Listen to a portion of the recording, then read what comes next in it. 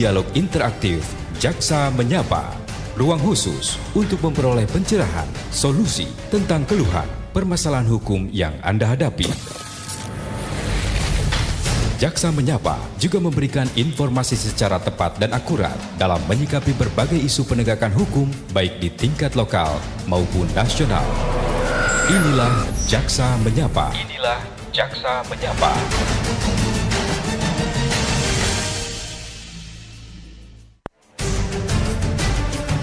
Saatnya Anda ikuti dialog interaktif Jaksa Menyapa. Ruang khusus untuk memperoleh pencerahan, solusi tentang keluhan, permasalahan hukum yang Anda hadapi. Jaksa Menyapa juga memberikan informasi secara tepat dan akurat dalam menyikapi berbagai isu penegakan hukum baik di tingkat lokal maupun nasional. Inilah Jaksa Menyapa. Inilah Jaksa Menyapa.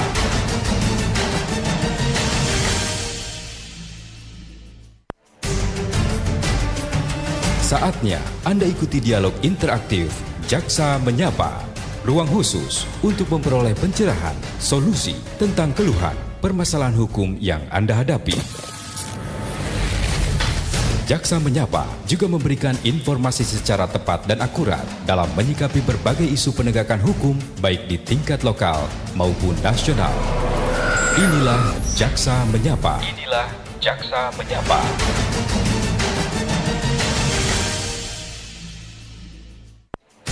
Pendengar dan pemirsa Radio Saatnya Republik Anda Indonesia Manado ikuti di mana dialog saja Anda berada. interaktif Senang Jaksa sekali Menyapa. kita berjumpa Ruang kembali khusus dalam untuk dialog memperoleh Jaksa pencerahan, Menyapa solusi untuk edisi tentang hari ini, keluhan hari dan Kamis permasalahan 3 hukum yang Juli Anda di dialog 2025. interaktif Jaksa. Dan kita akan mengangkat topik penegakan hukum terhadap kejahatan cyber dan perlindungan data pribadi. Dan sudah hadir bersama saya Bapak Brian Saputra Tambun, Sarjana Hukum sebagai Kasubsi Seksi Intelijen Kejari Manado. Selamat siang Pak Brian. Iya, senang sekali. Iya, selamat siang Ibu, selamat siang untuk semua pendengar setia RRI Manado. Iya, senang sekali Pak Brian Saputra Tambun, Sarjana Hukum, bisa bersama-sama dalam dialog Jaksa Menyapa untuk hari ini. Dan saya Ika Darsono Memuaya bersama Anda. Dan pendengar, nantinya sebentar kami berharap partisipasi Anda dalam dialog Jaksa Menyapa untuk berdialog dengan narasumber yang ada di studio melalui line telepon 082195835080. Sekali lagi di 082195835080. Dan ya, kita langsung saja ke narasumber kita, Pak Brian Saputra Tambun SH sebagai Kasubsi Seksi Intelijen Kejari Manado. Ya, sebenarnya dasar hukum dari kejahatan cyber dan perlindungan data pribadi sebagai bagaimana Pak? Iya, sebelumnya kami tetap berterima kasih juga kepada pihak RRI yang senantiasa selalu mengundang tiap 2 minggu ya, tiap seminggu untuk kejaksaan dapat menjadi narasumber di program RRI Jaksa Menyapa di saat ini. Jadi kalau kita membahas soal data pribadi itu kita mengetahui, kita harus tahu terlebih dahulu mengenai dasar konstitusional. Kenapa sih ada perlindungan data pribadi? Dalam Undang-Undang Dasar 1945 itu diatur di pasal 28G ayat 1 di mana itu mengatur bahwa setiap orang berhak atas perlindungan diri pribadi, keluarga, kehormatan, martabat dan harta benda yang dibawa kekuasaannya serta berhak atas rasa aman dan perlindungan dari ancaman ketakutan untuk berbuat atau tidak berbuat sesuatu yang merupakan hak asasi. Jadi ini merupakan dasar konstitusionalnya yang kemudian itu diatur lebih lanjut di dalam Undang-Undang Nomor 27 Tahun 2022 tentang perlindungan data pribadi. Nah, di situ negara memberikan perhatian khusus kepada data-data pribadi setiap warganya agar tidak disalahgunakan, sehingga makanya data pribadi ini dilindungi oleh negara. Nah, seperti itu, Bu. Iya, Pak, lebih lanjut, misalnya kita sudah dipakai oleh orang lain data-data pribadi kita dan kita sendiri tidak mengetahui. Jadi bagaimana kita bisa terlindungi dari yang namanya data pribadi itu tidak dipakai oleh pihak-pihak tertentu yang menyalahgunakan data pribadi kita, seperti apa Pak? Iya, jadi begini, sebelum saya menjawab pertanyaan tersebut, terlebih dahulu saya ingin menjelaskan mengenai apa sih yang dimaksud dengan data pribadi. Nah, seperti itu. Di dalam Undang-Undang 27 tahun 2022 tersebut di pasal 1 angka 1 di situ menjelaskan bahwa data pribadi itu data tentang orang perseorangan yang teridentifikasi atau dapat diidentifikasi secara tersendiri atau dikombinasi dengan informasi lainnya baik secara langsung maupun tidak langsung melalui sistem elektronik dan non elektronik.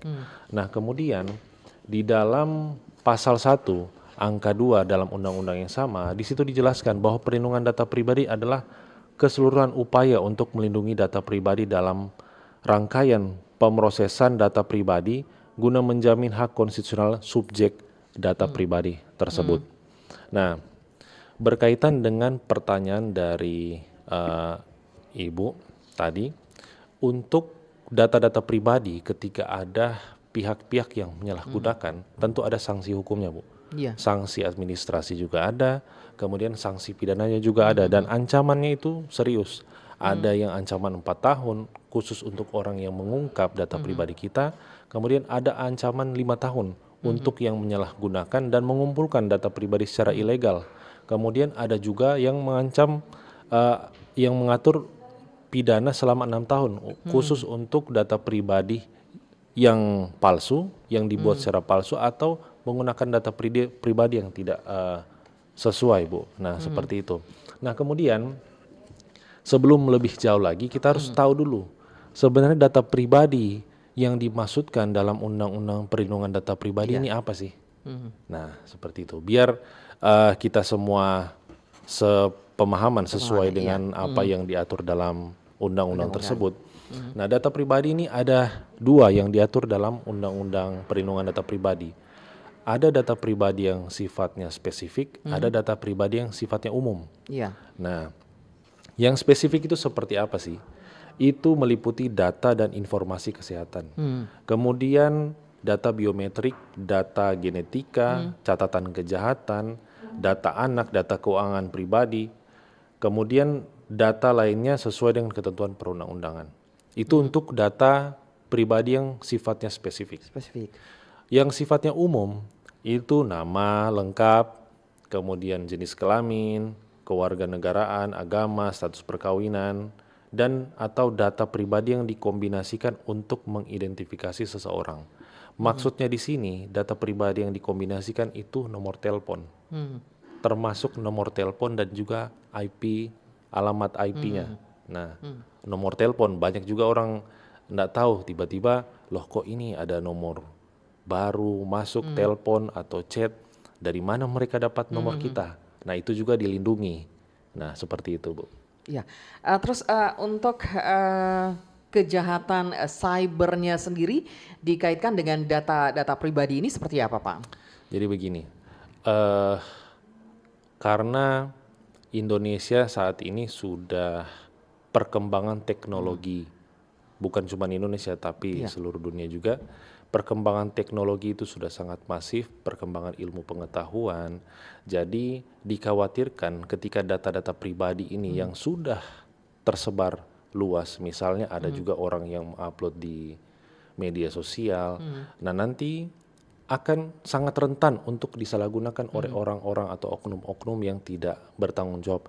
Misalnya tiba-tiba ada seorang kolektor lah yang datang ke rumah, tiba-tiba dia menagih ke rumahnya ibu, padahal ibu tidak pernah mengajukan kredit handphone, motor ataupun mobil.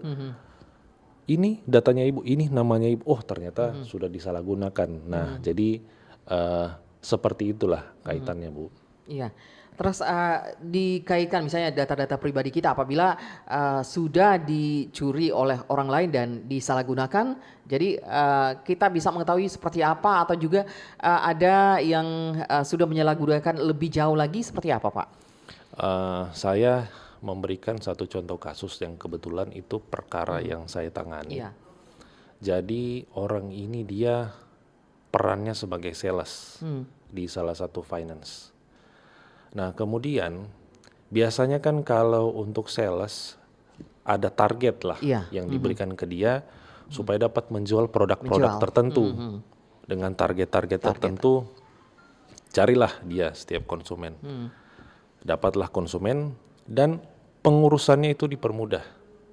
Misalnya saya salesnya, saya datang ke ibu, saya menawarkan produk kan, bu saya ada produk misalnya handphone, mobil ataupun motor.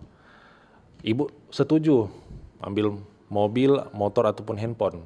Kemudian untuk mempermudah proses, data pribadi ibu berupa KTP, kartu keluarga, data keuangan, misalnya slip gaji dan seterusnya diserahkan ke saya.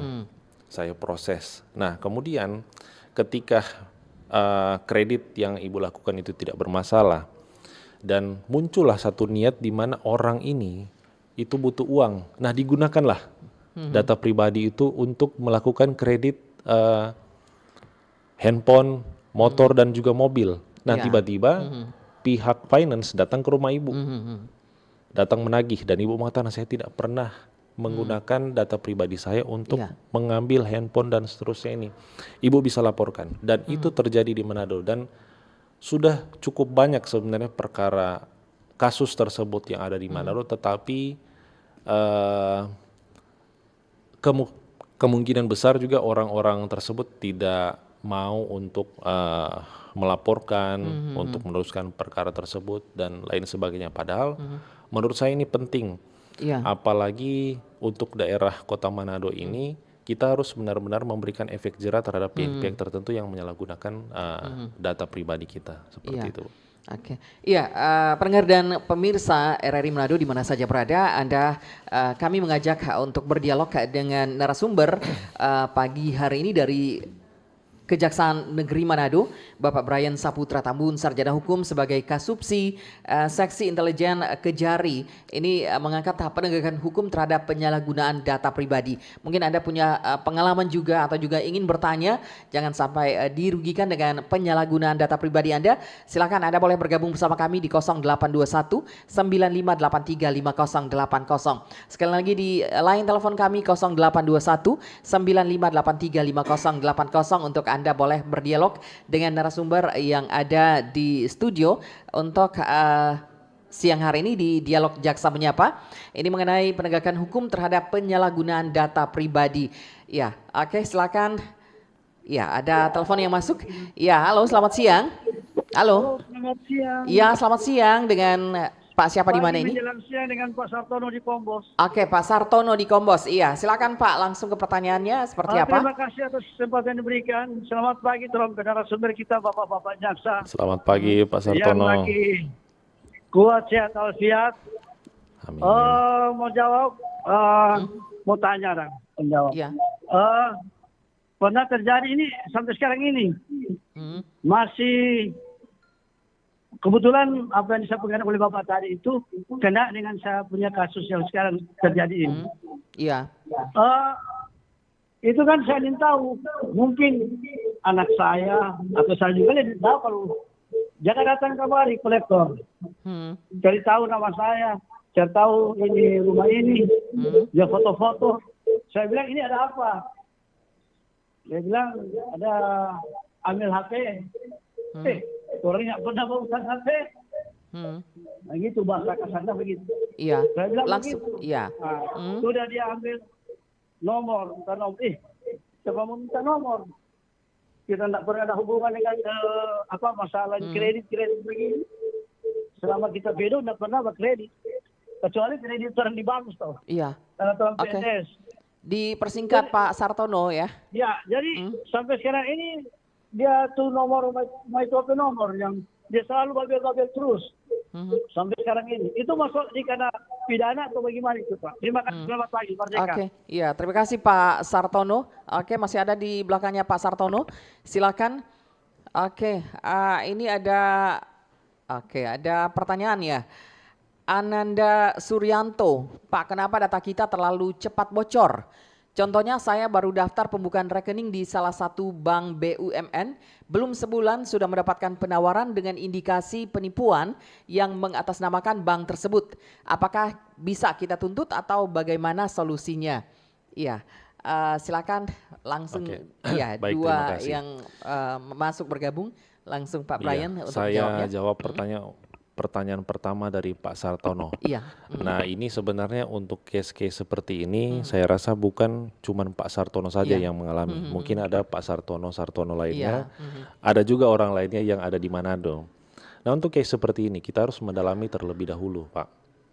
Jadi kita ketika didatangi debt collector, kita harus tanyakan tujuannya untuk apa. Kalau misalnya dia bilang ada bak kredit handphone, tanya dulu mana buktinya. Biasa kalau untuk kredit-kredit seperti itu, dia harus disertakan adanya perjanjian antara kreditur dan juga debitur. Kita harus pastikan betul apa yang dituangkan dalam perjanjian itu betul kita paham, betul kita baca, betul kita lihat, dan kemudian betul kita tanda tangani. Nah, itu harus kita pastikan terlebih dahulu, Pak. Kalau misalnya itu bukan tanda tangan kita, silakan Bapak bisa laporkan pidana. Ada pasti pihak-pihak yang mengungkap maupun menyalahgunakan data pribadi Bapak. Saya bisa jamin pasti ada seperti itu. Ada juga contoh kasus lainnya, sebelum saya jawab ke nomor 2, ada seseorang yang meminjam aplikasi home credit temannya. Jadi dia login di handphonenya karena saking dekatnya. Misalnya saya dengan Bu, boleh dong saya lihat aplikasi home credit cek limit. Nah, biasa itu alasannya. Mau cek limit. Cek limit. Pinjamlah handphone Ibu. Aplikasi home credit Ibu dengan akunnya Ibu. Nah, pinjam. Tanpa sepengetahuan Ibu, saya sudah ajukan kredit untuk mengambil misalnya iPhone 16 Pro Max misalnya. iPhone tersebut kemudian saya peroleh dan saya jual, tapi tanpa sepengetahuan Ibu. Nah, tagihannya itu pasti atas nama Ibu. Nah, ketika ditagih dan Ibu tidak membayar, otomatis nama baik Ibu selaku debitur akan dimasukkan di dalam, orang kenalnya BI checking. Kalau sekarang itu istilahnya apa? Slick ya kalau nggak salah. Nah, itu dia. Resikonya seperti itu, sampai seperti itu. Makanya ancaman hukumannya cukup tinggi. Nah, seperti itu. Jadi mungkin kita harus agak lebih berhati-hati, sekalipun orang terdekat kita, ya kita tidak tahu apa bisa nanti kemudian hari mencelakakan kita. Nah, kemudian untuk pertanyaan kedua, ada mohon maaf tadi boleh ditayangkan lagi? Tampilkan lagi untuk boleh pertanyaan. ditampilkan untuk pertanyaan tadi. Mendapatkan penawaran dengan indikasi penipuan yang mengatasnamakan bank. Nah, untuk pihak bank, untuk pihak finance, itu dalam undang-undang ini mereka sebutannya disebut pengendali data pribadi. Mereka mempunyai kewajiban untuk dapat meng-keep atau merahasiakan data pribadi, apalagi pihak bank. Nah, bank itu kan terkenal dengan ada rahasia bank dan seterusnya, data-data nasabah ya seharusnya dirahasiakan. Harus ditelusuri lebih lanjut. Kita untuk perkara-perkara ini pasti kasuistis. Bisa saja oknum dalam bank tersebut yang harusnya dimintakan pertanggungjawaban. Bisa saja bank juga itu turut untuk dipertanggungjawabkan. Karena dalam undang-undang perlindungan data pribadi ini, yang dimaksudkan setiap orang itu bukan cuman orang perorangan saja, tetapi juga korporasi, termasuk bank, termasuk finance, lembaga keuangan bank maupun lembaga keuangan non-bank.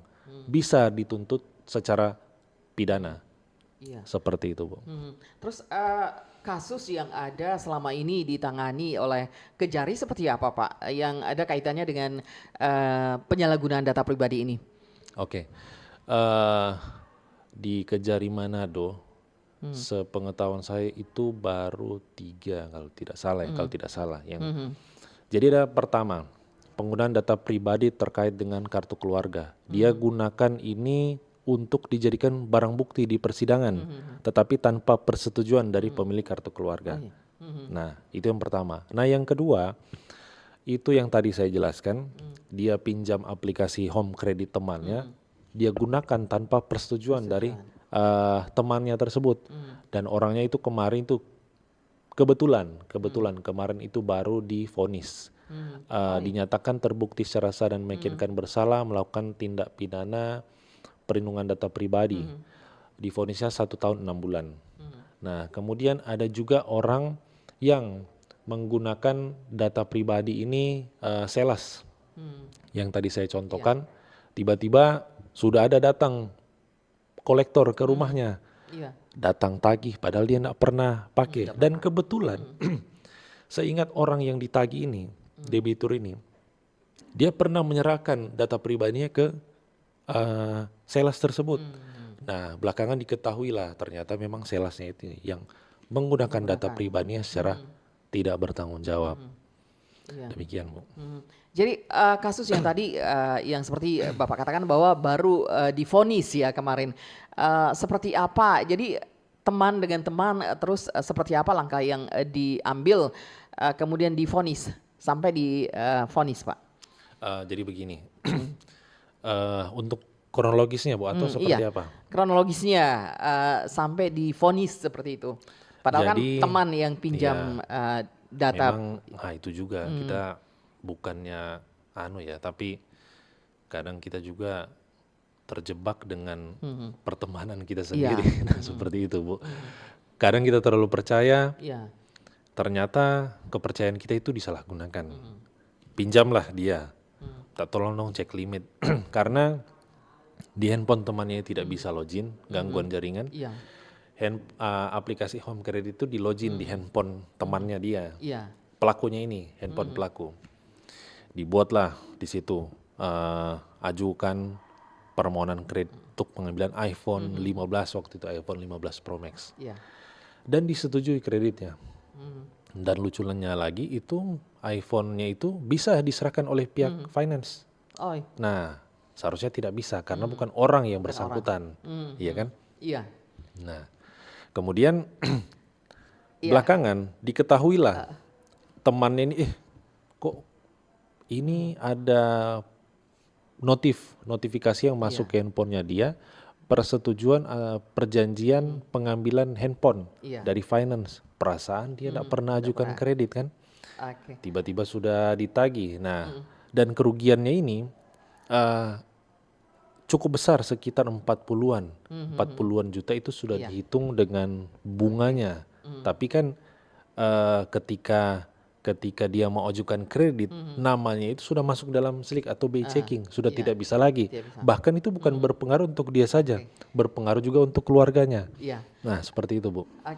Kita break sejenak, Pak, untuk pesan-pesan dan untuk pendengar pemirsa Radio Republik Indonesia Manado di mana saja berada. Kami akan kembali usai pesan-pesan berikut ini, tetap di Dialog Jaksa Menyapa. Kanal informasi dan inspirasi Pro1. Selamat datang di era digital baru. RRI News kini hadir di genggaman Anda dengan aplikasi mobile terbaru. Temukan berita online terkini, cepat, dan terpercaya langsung dari perangkat Anda dengan fitur pembaruan berita real time dari aplikasi mobile RRI News. Anda tak akan pernah ketinggalan informasi. Nikmati kemudahan akses berita nasional dan internasional, berita terpopuler, dan video berita terbaru kapan saja dan di mana saja. Dilengkapi dengan teknologi terkini, aplikasi mobile RRI News memberikan pengalaman membaca yang lebih baik. Dapatkan notifikasi berita penting langsung di layar ponsel Anda. Jelajahi kategori berita yang Anda minati, mulai dari politik, ekonomi, budaya, hingga olahraga. Anda juga bisa berbagi berita penting kepada teman dan keluarga melalui media sosial dan aplikasi pesan, menjaga Anda tetap terhubung dengan dunia di sekitar Anda. Memiliki jaringan lebih dari 80 microsite tersebar dari Sabang sampai Merauke, serta memiliki tren pembaca yang semakin meningkat. RRI News menghadirkan liputan berita terlengkap dan terkini dari seluruh Indonesia. Unduh sekarang di Google Play dan App Store aplikasi mobile RRI News, membawa dunia ke dalam genggaman Anda. Aplikasi mobile RRI News, berita terkini dan terpercaya dalam genggaman Anda.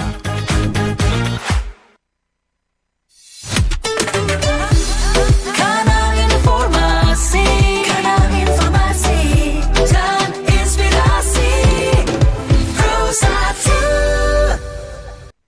Ya, pendengar dan pemirsa Radio Republik Indonesia Manado di mana saja berada, terima kasih Anda masih tetap bersama kami di Dialog Jaksa Menyapa untuk edisi hari ini yang mengangkat mengenai penegakan hukum terhadap kejahatan cyber dan perlindungan data pribadi. Bersama narasumber Bapak Brian Saputra Tambun, Sarjana Hukum, Kasubsi 2 Seksi Intelijen Kejari Manado. Ya, senang sekali Pak Brian ya tadi membicarakan tahapan-tahapan sampai divonis ya pelakunya, dan kemudian kita langsung ke yang penanya di WA, Ibu Rita Kawangkoan. Data saya telah dipakai orang karena di data pegadaian waktu itu tidak tercantum data pemakai. Itu saja, bagaimana pendapat Bapak narasumber? Data saya telah dipakai orang karena di data pegadaian dan waktu itu tidak tercantum data pemakai, itu saja. Seperti apa, Pak? Iya. Iya. Ini Bu Rita. Di kawan-kawan data yang telah dipakai Iya, orang. saya asumsikan saja begini karena pertanyaan ini mungkin kurang lengkap. Dipakai orang karena data pegadaian. Jadi dipakainya ini untuk apa, Bu? Nah, kalau seandainya dia dipakai untuk misalnya mengajukan kredit baru tanpa sepengetahuan Ibu, nah itu bisa kita pidanakan orang yang memakai itu, dan pegadaian itu selaku pengendali data pribadi wajib untuk merahasiakan hal tersebut. Nah, kalau disalahgunakan oleh oknum-oknum tertentu, tentu oknum tersebut dapat dimintakan pertanggungjawaban pidana. Nah, seperti itu, Bu. Mungkin selain Ibu Rita juga ada case-case yang lain yang dialami oleh orang khususnya di Sulawesi Utara atau di Manado ini. Serupa juga ada data-data. Data itu yang tadi saya jelaskan ada misalnya data nomor telepon. Nah, tiba-tiba ada orang yang telepon kita, orang tak dikenal ataupun orang dari finance atau dari mana menawarkan kredit, sebenarnya itu masuk sebagai kategori penyalahgunaan data pribadi. Nah, seperti itu. Iya. Kalau misalnya di media sosial seperti yang kalau kita melihat misalnya di FB dan lain sebagainya ya, terus ada yang sudah memintakan uang tetapi bukan akunnya dia, itu seperti apa? Bisa dilacak atau bisa dituntut dan sebagainya, Pak? Nah, jadi mungkin kalau soal itu case-nya yang lain lagi, Bu ya. Iya. Case yang lain. Kita asumsikan saja mungkin dari pertanyaan Ibu ini, orang ini akunnya bagaimana, Bu? Kira-kira apakah akunnya memang akun palsu dari sebelumnya atau seperti apa? Iya, misalnya dia punya FB kan, tapi tiba-tiba sudah ada yang masuk ke orang-orang lain bahwa memintakan uang, pinjam uang. Ya, terus itu itu seperti apa? Itu pasti Itu apakah masuk dalam memanfaatkan data pribadi orang atau seperti apa, Pak? Kita harus memang lihat case-nya terlebih dahulu sih, Bu. Kalau ada orang-orang yang mungkin dia menawarkan misalnya menawarkan atau scamming lah begitu. Itu sudah masuk ke kejahatan lainnya, tidak termasuk dalam Undang-Undang Perlindungan Data Pribadi. Kecuali mungkin kalau hack akunnya. Nah, kemudian dia salah gunakan ya mungkin itu bisa masuk, Bu. Oke. Iya, kita ke penanya selanjutnya, izin dari Om Nyong. Izin Pak Jaksa, adakah kasus kejahatan cyber di Manado yang sudah masuk tahap penetapan tersangka? Dan apa tips sederhana agar masyarakat mengetahui datanya sudah disalahgunakan atau tidak? Terima kasih. Iya, jadi dari pertanyaan ini sebenarnya kalau kita ketahui data kita disalahgunakan atau tidak, nah itu yang menjadi kendala. Kita pasti akan mengetahui belakangan ketika orang sudah menyalahgunakan data pribadi kita. Semisal yang tadi saya contohkan, tiba-tiba ada debt collector yang datang ke rumah. Ataupun mungkin ada tiba-tiba telepon nomor tak dikenal, orang tak dikenal masuk ke handphone kita. Nah, itu sudah menyalahgunakan data pribadi. Dan yang tadi saya contohkan itu sudah ada, bahkan sudah ada terpidananya, Pak. Sudah ada terpidananya untuk orang-orang yang menyalahgunakan data pribadi ini, sudah ada. Sudah seberapa banyak yang terjerat maksudnya? Sudah bisa dipidanakan dengan kejadian ini? Sudah ada beberapa, Bu. Saya tidak bisa mengatakan dia sudah seberapa banyak karena untuk prosesnya sendiri ini kan mulai dari tahap penyelidikan, kemudian ke penyidikan, masuk ke penuntutan, kemudian ke persidangan. Nah, seperti itu. Dari mungkin ya, karena laporan itu tidak masuk langsung ke kita, jadi laporan itu terlebih dahulu harus dilakukan ke pihak berwajib di kepolisian, ke penyidiknya. Iya, terus kasus yang agak boleh dikatakan parah untuk pencurian data seperti ini seperti apa, Pak? Yang paling parahnya sih sebenarnya kalau sudah ada nama kita itu sudah disalahgunakan, data pribadi kita sudah disalahgunakan, itu kalau sudah ada, menurut saya Bu ya, sudah ada kredit tanpa sepengetahuan kita. Lah jelas dong kita nak kredit, masa kita mau bayar? Enak dong orang yang salah gunakan data pribadi kita kan. Dampaknya di kita apa? Kita tidak bisa mengajukan kredit lagi kalau kita tidak bayar kredit itu karena nama kita sudah di blacklist, sudah masuk di BI checking. Nah seperti itu Bu. Saya pernah mengalami beberapa tahun lalu ya, nama saya ada di salah satu bank, tetapi alamatnya berbeda, KTP-nya berbeda, tapi nama saya. Jadi sewaktu masuk di OJK, seliknya saya yang tidak bisa mengambil kredit lagi karena sudah dimasuk blacklist. Ya, jadi itu seperti apa Pak? Saya berhubungan dengan bank loh sampai kalau dilaporkan ke polisi katanya bank sampai tapi Ibu sendiri tidak. Ibu sendiri tidak mengajukan kredit? Tidak, saya tidak mengajukan kredit, tetapi masuk di OJK. Pertama. Jadi seperti kita, apa ya kalau kasus seperti itu? Harus ditelusuri terlebih dahulu Bu. Nama sama. Nama saya juga banyak yang sama di Manado Bu. Marganya juga sama. Yang membedakan paling itu nama ibu kandung kita. Nama ibu kandung sama orang tua, kemudian alamat kan untuk pengajuan kredit harus dilihat terlebih dahulu kan. Ada KTP-nya, kemudian kartu keluarganya dan lain sebagainya lah Bu. Sampai sudah dibuatkan laporan kepolisian, sudah sampai tahap mau lebih lanjut dengan pihak bank, tapi akhirnya mereka menarik gugatan di OJK. Oh, karena begitu, Bu, ya. Iya, nama saya dirugikan. Yang tarik ini siapa Bu? Iya, dari pihak bank. Oh iya. Karena sudah berhubungan antara bank dan OJK, bukan nama saya.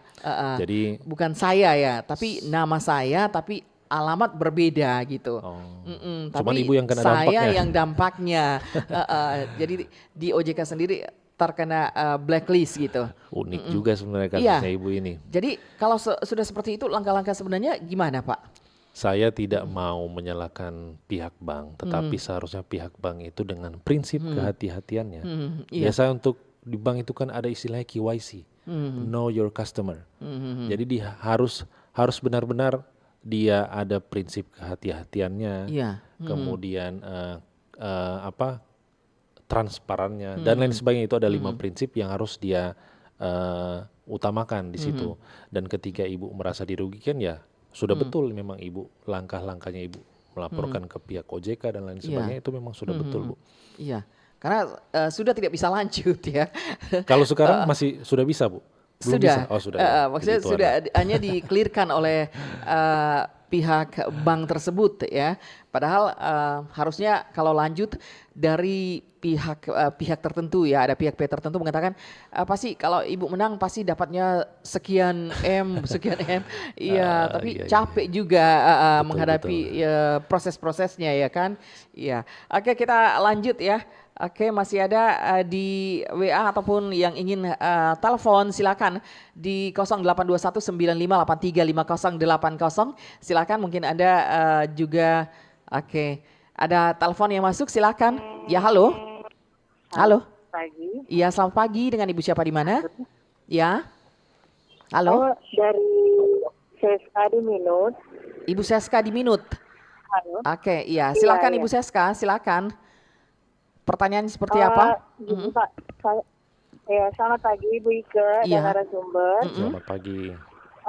Saya mau tanya, kan saya nomornya belum pernah mendaftar perusahaan e-commerce, tapi saya sering sekali mendapatkan telepon atau notifikasi melalui SMS kalau ada percobaan login di nomor saya gitu, di akun saya.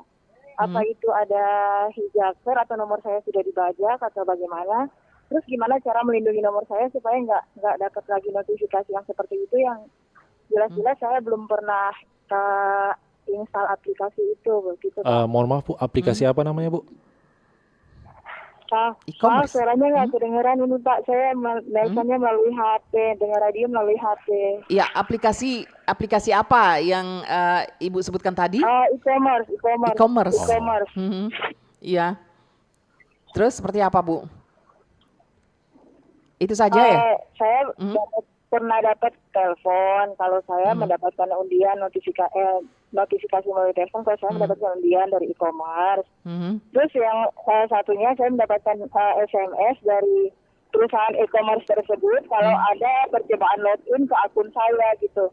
Apa nomor saya sudah diretas atau bagaimana, karena saya belum pernah mendaftar aplikasi itu gitu. Terus bagaimana cara untuk melindungi dan merecover nomor saya gitu maksudnya. Iya. Iya, itu saja Bu ya.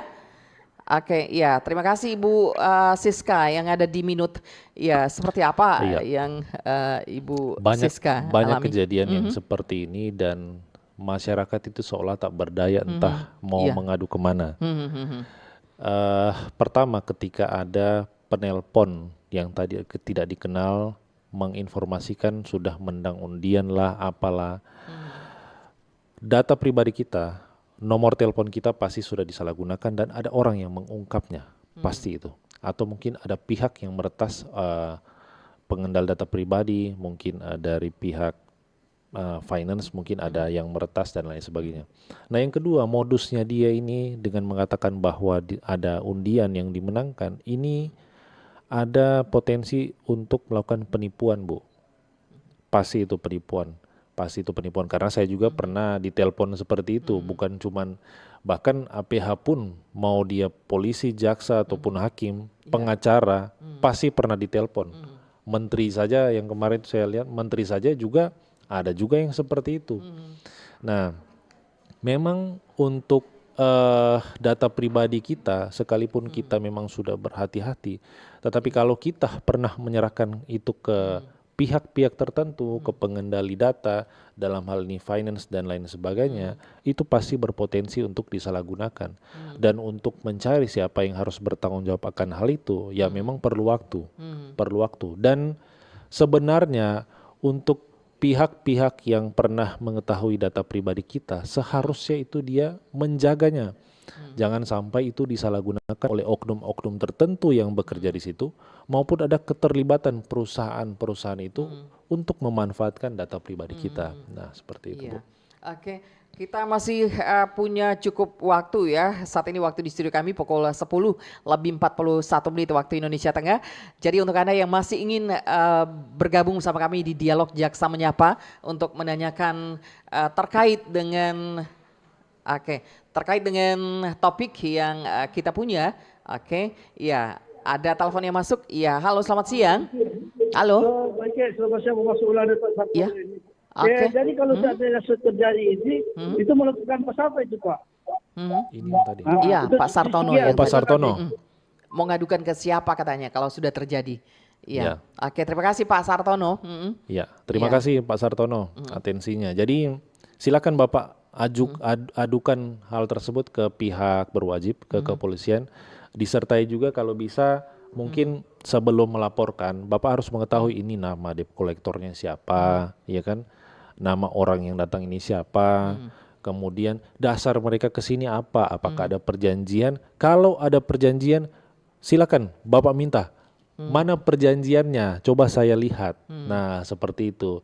Nanti perjanjian itu silakan Bapak dokumentasikan, laporkan Pak, laporkan. Itu sudah pidana kalau memang case-nya seperti yang Bapak jelaskan tadi. Iya. Oke, kita akan break sejenak untuk pesan-pesan berikut dan tetap bersama kami di Dialog Jaksa Menyapa.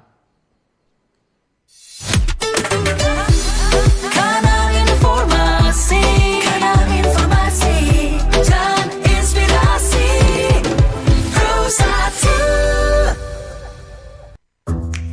Wih, keren banget nih. Katanya ada obat herbal bisa mencegah sakit gigi seumur hidup. Ada hoax tuh. Widih. Ini juga keren nih. Ada sumber energi baru PLTH, pembangkit listrik tenaga hampa. Iya, itu juga hoax kali. Lu bacanya apaan sih? Aduh, pantesan portal abal-abal lu baca. Kalau mau baca berita yang lengkap tapi udah verified, mulai dari berita nasional, internasional, olahraga, gaya hidup sampai hiburan, lu cukup klik rri.co.id. Di situ lu juga bisa streaming RRI digital. Aduh, makanya cek-cek dulu biar gak kegocek di rri.co.id.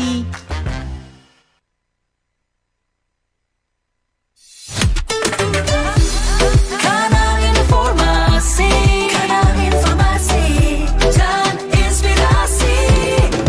Pro1. Terima kasih pendengar dan pemirsa di mana saja berada. Kita masih terus di Jaksa Menyapa dan masih tetap bersama narasumber yang ada di studio, Bapak Brian Saputra Tambuwun, Sarjana Hukum sebagai Kasubsi 2 Seksi Intelijen Kejari Manado. Kita masih mengangkat mengenai penegakan hukum terhadap kejahatan dan perlindungan data pribadi. Silakan untuk Anda yang masih ingin berdialog dengan narasumber yang ada di studio di 082195835080. Ya, sekali lagi di 082195835080. Mungkin Anda juga sudah pernah mengalami hal-hal yang seperti diungkapkan oleh narasumber kita, Bapak Brian Saputra Tambuwun, Sarjana Hukum, seperti yang dialami oleh beberapa penelpon juga yang tadi ya, oke, mungkin ada kesamaan atau juga kasus-kasus yang lain, tetapi pencurian data pribadi ya Pak ya. Iya. Oke, ya sejauh ini kemampuan hukum pidana sendiri terhadap kejahatan seperti itu seperti apa Pak? Jadi itu sudah diatur dalam Undang-Undang 27 tahun 2022 tentang perlindungan data pribadi. Nah, sebelum ada undang-undang ini memang data pribadi kita itu seharusnya memang dilindungi, tetapi dengan adanya undang-undang ini, negara itu berarti serius untuk melindungi data pribadi seseorang. Sebelum ada undang-undang ini, nomor telepon kita itu sudah kemana-mana, kemudian KTP kita yang bahkan ya, mohon maaf ada orang-orang yang kurang teredukasi, dia mengupload KTP-nya di Facebook, atau enggak ada data orang lain berupa KTP dia upload di Facebook. Nah itu sebenarnya tidak dibenarkan, dan juga masih banyak lagi. Nah, seperti itu, Bu. Jadi di dalam undang-undang ini memang sudah diatur sanksi-sanksinya itu seperti apa. Sanksi-sanksi pidananya juga ada, sanksi-sanksi untuk orang atau korporasi yang memegang data pribadi kita itu ada juga sanksi administrasinya. Bahkan untuk pihak-pihak tertentu, misalnya yang paling pernah ada kejadian kalau nggak salah dari perusahaan telekomunikasi, data pribadi kita itu berupa nomor telepon dan lain sebagainya itu dihack. Nah, pihak-pihak perusahaan ini mempunyai kewajiban untuk dapat melindungi data pribadi kita dengan sistem keamanan dan informasi dengan basis teknologi yang mumpuni tentunya, Bu. Kalau mereka tidak melakukan itu tentu ada sanksi administrasi juga, Bu.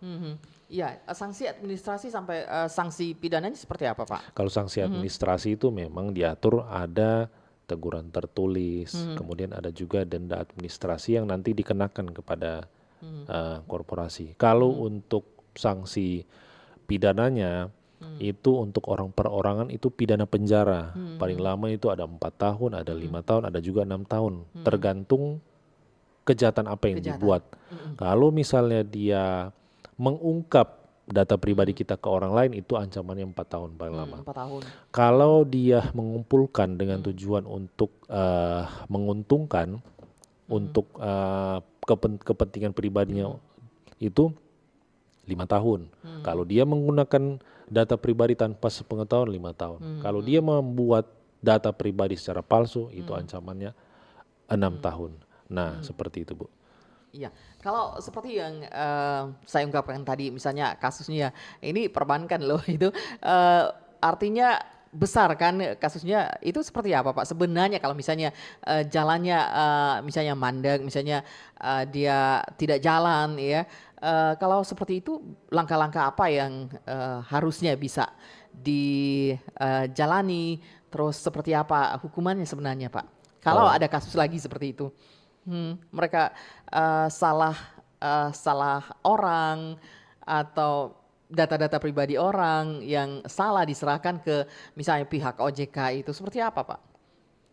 Eh, Kalau yang Ibu ceritakan tadi Itu ya kan semacam penyalahgunaan data juga kan, yang dirugikan orang lain, melibatkan begini, instansi yang iya. besar lagi. Nah itu Iya, dia, kalau memang ada kejadian-kejadian seperti itu ya hak daripada warga negara ya untuk melaporkan oknum tertentu. iya. Kalau ada keterlibatan dari korporasi bisa juga dimintakan pertanggungjawaban dan sebetulnya untuk diadukan ke OJK yang mempunyai tanggung jawab untuk mengawasi ini lembaga keuangan bank maupun non-bank ya sudah tepat untuk langkah seperti itu.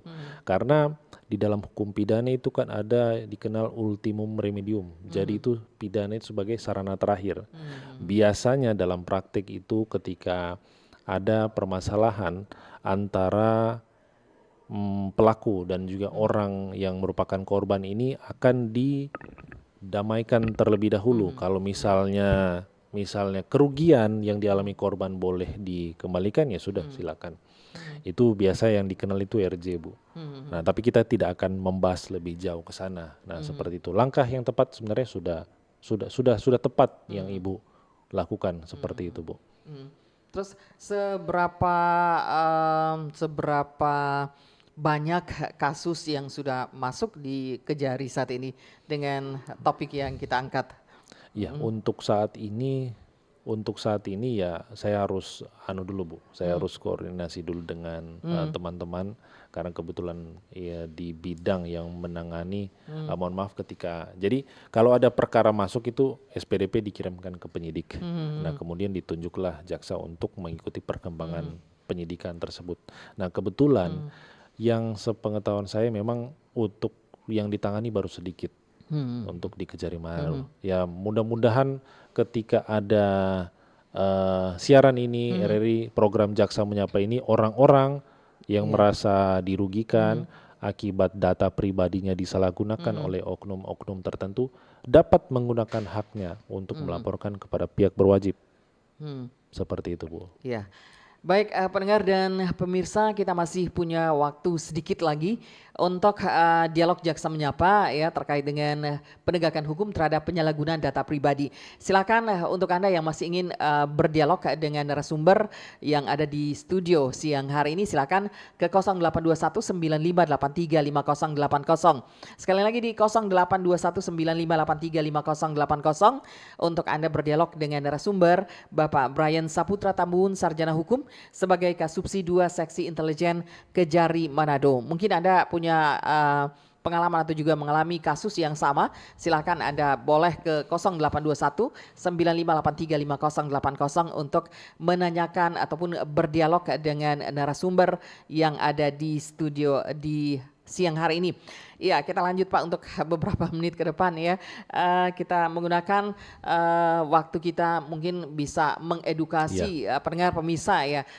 Langkah-langkah apa yang harus dilakukan sampai ke Kejari Manado.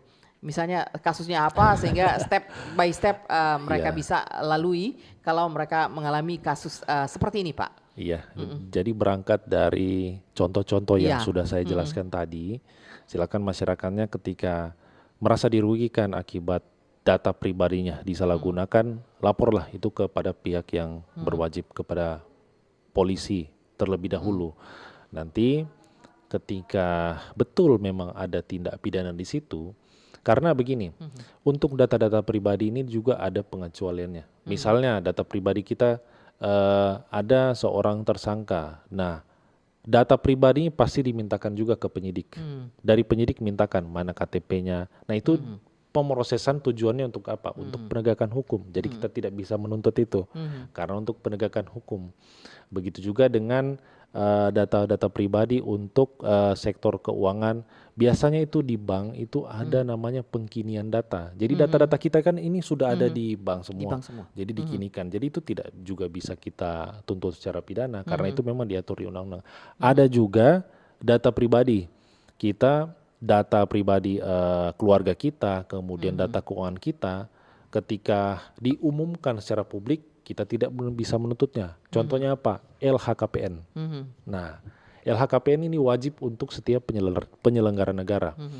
Jadi ketika kita melaporkan data pribadi kita itu tidak bisa kita tuntut karena LHKPN ini diumumkan ke publik oleh KPK. Tidak bisa kita tuntut karena itu mengikat setiap penyelenggara negara.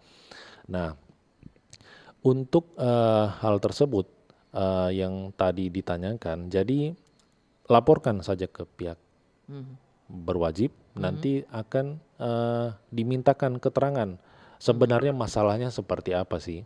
Nanti akan dimintakan klarifikasi terlebih dahulu, permintaan keterangan dan sebagainya. Kemudian ketika adanya tindak pidana di situ akan dinaikkan ke tahap penyidikan. Ketika sudah dalam tahap penyidikan, itu kita sudah bisa monitor dari kejaksaan. Karena dari penyidik juga akan memberikan kita SPDP untuk mengikuti perkembangan kasusnya. Nah, seperti itu. Nanti setelah itu kita akan bawa ke sidang, dibuktikan perkaranya apakah yang betul enggak ini terdakwa melakukan perbuatannya atau tidak. Tinggal kita buktikan di persidangan. Nah, sebagai tambahan juga untuk penyalahgunaan data pribadi ini memang akan ada begitu banyak tantangan yang untuk kita lakukan untuk memberantas hal tersebut karena kita tidak tahu, kita sudah melakukan kredit 10 tahun yang lalu, tiba-tiba muncullah disalahgunakan. Jadi yang perlu dilakukan untuk kedepannya itu kita mengedepankan kehati-hatian sekalipun itu orang-orang terdekat kita yang berpotensi juga akan disalahgunakan data kita ini, Bu. Karena ya kadang juga kan kita terlalu percaya orang, tiba-tiba muncullah datang debt collector, datang ke rumah dan lain sebagainya. Nah, seperti itu. Jadi begitu juga dengan pihak perusahaan yang memegang data pribadi. Saya berharap juga untuk dapat menjaga data pribadi setiap konsumen yang telah datang ke perusahaan Anda. Karena itu kewajiban Anda. Ketika Anda mengungkapnya kepada seseorang, oknum-oknum itu, Anda bisa dipidana. Ketika Anda menyalahgunakannya, Anda juga bisa dipidana. Nah, seperti itu. Iya, oke. Sayang sekali kita sudah di penghujung acara Dialog Jaksa Menyapa ya Pak untuk edisi hari ini di hari Kamis 3 Juli 2025. Ada closing statement dari Pak Brian Saputra Tambun, Sarjana Hukum sebagai Kasubsi 2 Seksi Intelijen Kejari Manado. Silakan Pak. Ya, terima kasih. Untuk penutup, saya berharap bahwa dengan adanya program Jaksa Menyapa khususnya untuk program saat ini dengan judul penegakan hukum terhadap penyalahgunaan data pribadi, kesadaran masyarakat akan menjaga melindungi data pribadinya ini meningkat. Kemudian ketika ada masyarakat atau warga khususnya di Manado ini yang data pribadinya disalahgunakan seperti yang sudah saya gambarkan dan contohkan tadi, silakan Anda melapor. Tidak usah takut. Jangan nanti ketika Anda takut melapor, ya Anda juga yang nanti akan ya mohon maaf ditindas oleh orang-orang tertentu, datang untuk mengancam dan lain sebagainya. Anda itu dilindungi oleh negara dengan undang-undang ini. Tidak usah takut.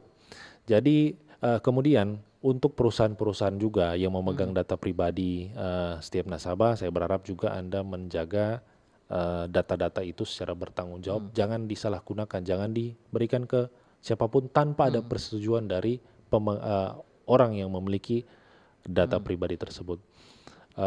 Mungkin itu saja dari kami, Bu. Kami mengucapkan banyak terima kasih kepada RRI yang sudah mengundang kami. Terima kasih, Bu. Terima kasih untuk Pak Brian Saputra Tambun, Sarjana Hukum.